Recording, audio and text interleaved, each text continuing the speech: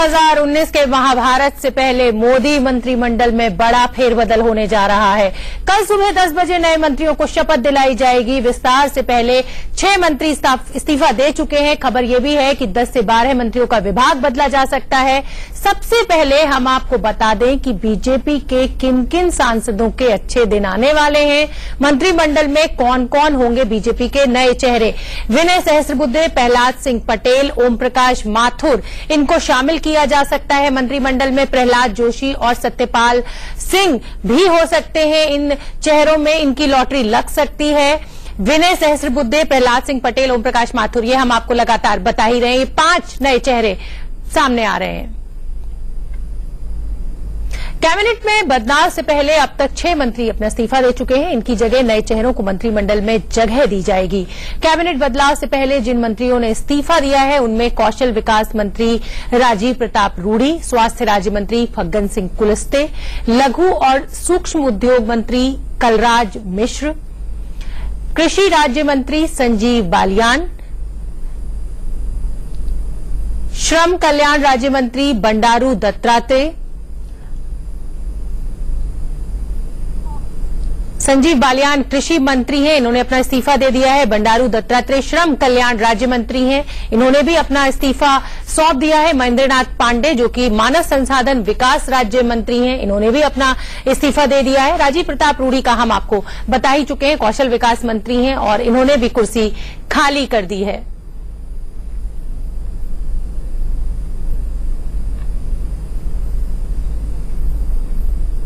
Modi cabinet का ये तीसरा फेरबदल है। आखिर क्यों किया जा रहा है मंत्रिमंडल का मेगा मेकओवर, जानने के लिए चलते हैं हमारी सहयोगी कंचन के पास। शुक्रिया शोभना। इंडिया न्यूज के तमाम दर्शकों को बता देंगे ये तय हो चुका है कि कल प्रधानमंत्री नरेंद्र मोदी के ब्रिक्स देशों में शामिल होने के लिए चाइना जाने से पहले कल एक बहुत बड़ा फेरबदल वो अपने मंत्रिमंडल में करने वाले हैं। कौन कौन से नए मंत्री बनेंगे और किन चेहरों की हो जाएगी मंत्रिमंडल से छुट्टी, ये देखना बहुत दिलचस्प होगा। लेकिन अब सिलसिलेवार तरीके से इंडिया न्यूज के तमाम दर्शकों को बताते हैं कि क्या वजह है इस बड़े फेरबदल की, इस बड़े मंत्रिमंडल के विस्तार की। एक एक करके बताते हैं क्या वजह मानी जा रही है इस बड़े फेरबदल की। लोकसभा चुनाव में सिर्फ 20 महीने बचे हैं, ये देखना बहुत दिलचस्प है। 2019 में लोकसभा चुनाव है और यही वजह है कि ये बड़ा तीसरी बार का विस्तार किया जा रहा है मोदी मंत्रिमंडल के अंदर।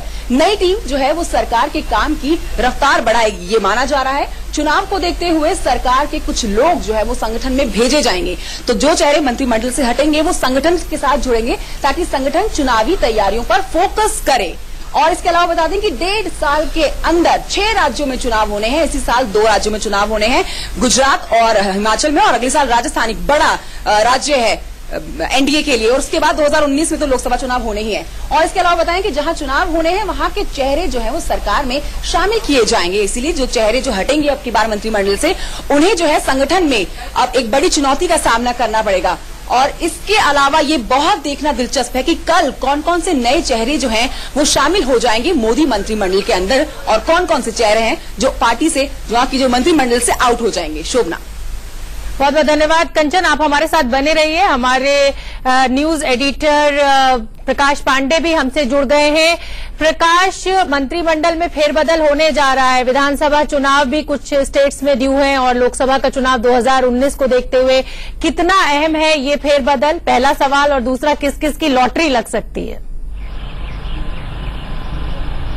शोभना, ये कल जो होने जा रहा है ये सुपर संडे साबित होगा, क्योंकि 2019 में चुनाव होने हैं। इसके अलावा लगभग इस साल के अंत से लेकर 2018 किस किस की लॉटरी लग सकती है?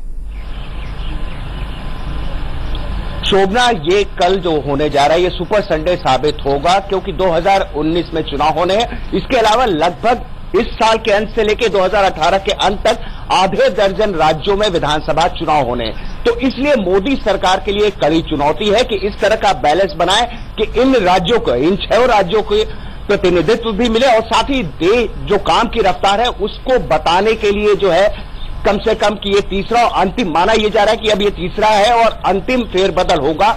अब जो है सरकार बिल्कुल कमर कस के आगे बढ़ेगी। तो इन राज्यों के प्रतिनिधियों को भी शामिल किया जा रहा है और बहुत से, अभी तक लगभग आधा दर्जन की पुष्टि हो चुकी है जिन लोगों ने अपने इस्तीफे सौंप दिए हैं। मगर माना यह जा रहा है कि आज शाम तक 2-3 और लोग इस्तीफे सौंप सकते हैं और लगभग 1 दर्जन लोगों को इंडक्ट किया जाएगा रिशफल में, जिसमें जो एलाइज हैं उनको भी साथ में रखा जाएगा, क्योंकि कई अभी एलाइज ऐसे हैं जिनको जेडीयू शामिल हो रहा है, शिवसेना को भी एक बर्थ मिल रही है। हालांकि जो हमारे सूत्र बताते हैं कि एआईएडीएमके के थंबी दुरई से मुलाकात हुई, उन्होंने कहा फिलहाल हम एनडीए में को सपोर्ट तो कर रहे हैं पर शामिल ना हो, ये हमारे सूत्र कहते हैं। तो ऐसे में मोदी और खासकर अमित शाह जो संगठन चला रहे हैं उनके लिए बड़ी चुनौती है कि ये अंतिम जो है फेरबदल ऐसा किया जाए कि अब हम सरकार की काम की रफ्तार जो लगातार हम बता रहे हैं उसको भी दिखा सके, साथ ही साथ एक बैलेंस और एक सामंजस्य बैठा सके सारे स्टेट्स के कि सबके प्रतिनिधि हैं। तो ऐसे में आप अंदाजा लगा सकते हैं कि बहुत ही एक कड़ी चुनौती है कि संगठन भी ठीक से चल रहा है, उसकी रफ्तार और बढ़े, साथ ही सरकार की जो रफ्तार है उसको और तेजी से दिखाना चाहती है मोदी सरकार। तो उसके लिए जो है ये सुपर संडे काफी महत्वपूर्ण होगा मोदी के लिए। बिल्कुल प्रकाश, आप हमारे साथ बने रहिए। मथुरा से यतेंद्र हमसे जुड़ रहे हैं। यतेंद्र, अमित शाह और आरएसएस की बैठक कल ही खत्म हुई है। ये जो मंत्रिमंडल के फेरबदल को देखते हुए क्या अहम फैसले लिए गए हैं, क्या खबर कहती है आपके सूत्र?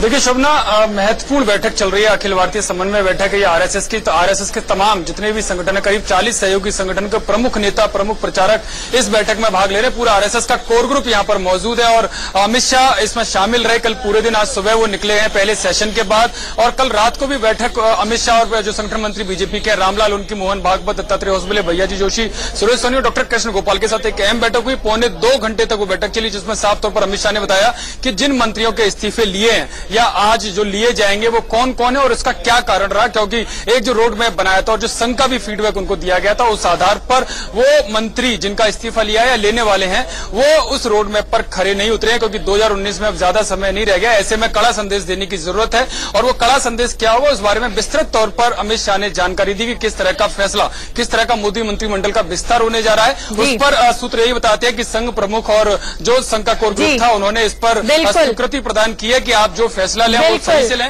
बिल्कुल, संघ ने कुछ ना कुछ इंस्ट्रक्शंस तो जरूर दिए होंगे। बहुत बहुत धन्यवाद आप दोनों का इस पूरी जानकारी के लिए। रुकेंगे